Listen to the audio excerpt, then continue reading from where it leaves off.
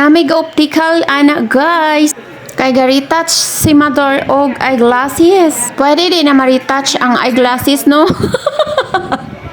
Mura sa di ay og makeup.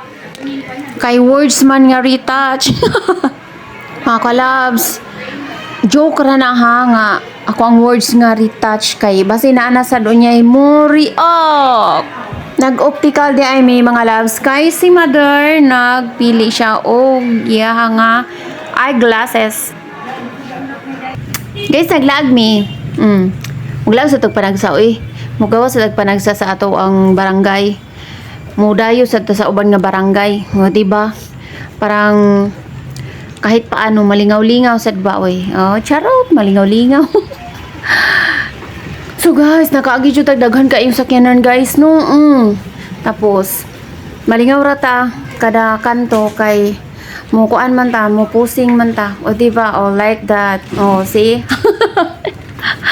Pero guys, inana gud atong life. Ato lang gud nang i-enjoy, o diba? Labi na kay di ra ta permanente makasuroy na ka syudad. Oh, wa na sad. Oh. kada kanto kay mo ano jud ta mo. See? Ay, Diyos ko naman. O, daghan kayong mga ano guys, mga sakyanan, no? Sus, buta lang. Then, nami mga bata nga nasugatan guys.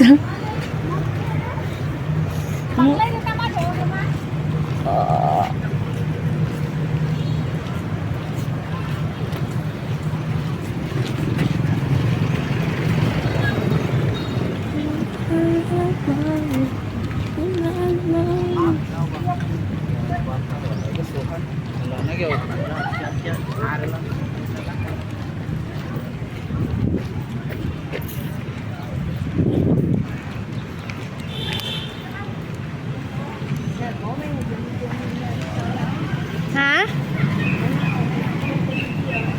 Ah, dire.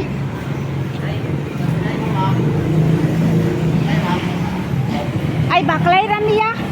Ay, dool ra man.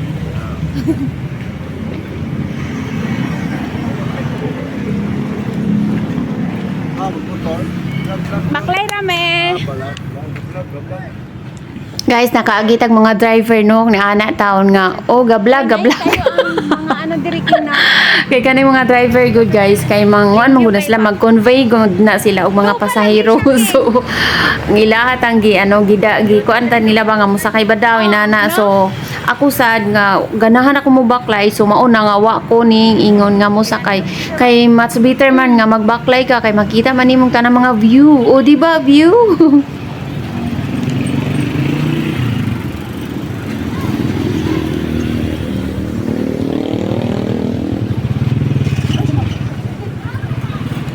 Lami kayo imong pamati magbaklay diri guys kay ngano landong ang ilalom sa kahoy guys nya.